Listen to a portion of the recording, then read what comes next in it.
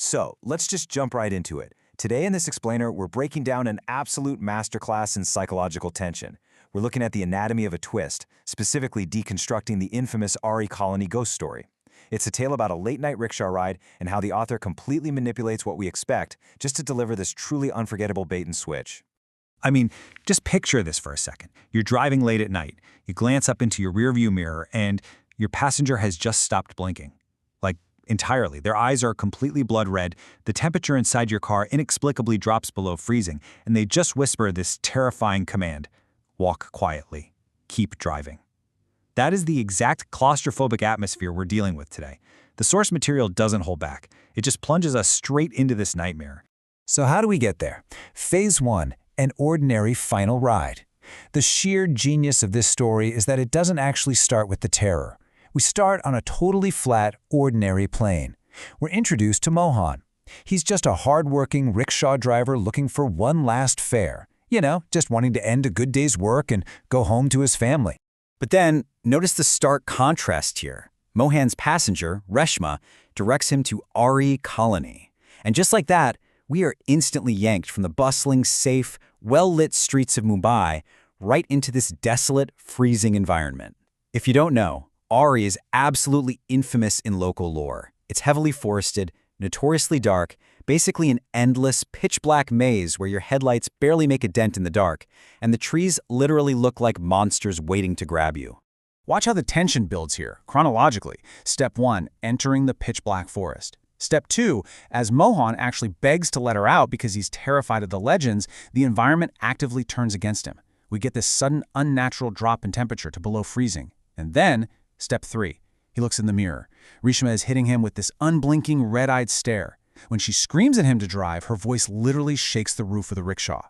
Which brings us to Phase 2, entering the haunted forest. With trembling hands, Mohan steers deeper into the dark woods, and the whole narrative shifts. We move from immediate physical fear into this suffocating, deep psychological horror. And this is where the passenger becomes truly sinister. Reshma weaponizes the setting. She traps Mohan in this psychological maze of dread by just reciting local legends. They're driving through this eerie silence, broken only by screaming crickets and the engine roaring, and she casually starts dropping these tales. Stories of a driver who vanished without a trace down this exact road. Tales of a headless woman wandering the streets. And then she caps it off with this chilling warning: not everyone can be saved. Talk about absolute despair. Look at this quote straight from the text.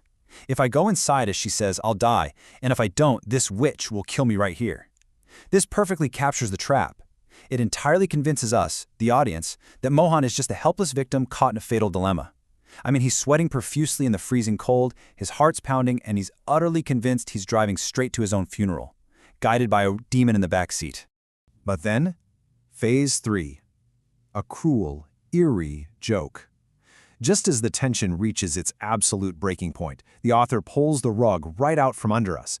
The narrative roller coaster takes this massive, sudden drop. Out of nowhere, bam, the headlights catch a building. Summit Apartments. The destination is reached. The eerie, red-eyed demon in the back seat? She suddenly acts like a completely normal, modern woman. She pays the fare, hands over the cash, and just starts laughing. She confesses to Mohan that she was just bored on the long ride and decided to play a cruel prank by telling ghost stories. The relief here is palpable. It completely subverts our expectations. We really buy into the idea that the horror was entirely fabricated by a commuter with a terrible sense of humor. But wait, Phase 4, the true ghost revealed. Because horror, it's all about pacing. And right when we exhale and let our guard down, the story delivers the ultimate sinister whiplash. Mohan sighs in relief, right? But then he tells Reshma he actually lives in RE Colony too. In fact, he's lived there for years. And then he lays out his own timeline. Years ago, he says, he took a late-night fare just like this one. He drove into RE, and the road started looping. Hours later, he was trapped in a spatial loop, passing the exact same broken streetlight over and over. Moments after that, he swerved to avoid the headless woman, the very one Reshma was just joking about, and crashed his rickshaw. A piece of iron pierced his chest. He died instantly. Meaning, for eternity, Mohan's spirit has haunted this forest. Reshma tells him to stop joking, but he isn't. And this is the crux of the whole explainer. Look at the expectation versus reality here. We expect Reshma to be the supernatural entity luring an innocent driver to his doom.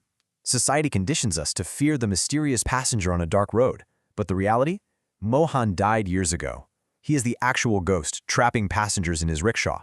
For this entire breakdown, we've been sitting in the front seat, viewing Reshma as the threat, when in reality, we've been riding with a corpse the entire time. Reshma begs him to stop, thinking he's just getting revenge for her prank. But then, Mohan violently grabs her hand. His face contorts into an unblinking, terrifying smile. The wind starts howling, dead leaves swirling everywhere, and he drops this bone-chilling admission, "Now I am also a part of this jungle." In a split second, the entire power dynamic permanently shifts. The prankster realizes she is physically trapped by the very legend she was just mocking. Through Mohan's final monologue, we learn the really dark rules of his afterlife. He appears every night as a perfectly normal human driver.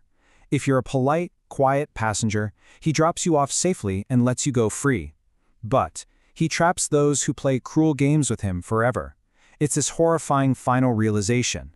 Reshma's little joke has sealed her eternal doom in those freezing woods. Because as Mohan tells her, their final trip is still left. By building all that empathy for the driver, the author completely blindsides us when the victim turns out to be the monster. It's a brilliant narrative subversion that leaves us with one really unsettling question. The next time you take a late-night ride and you're staring at the back of the driver's head, you have to ask yourself, who is really driving you?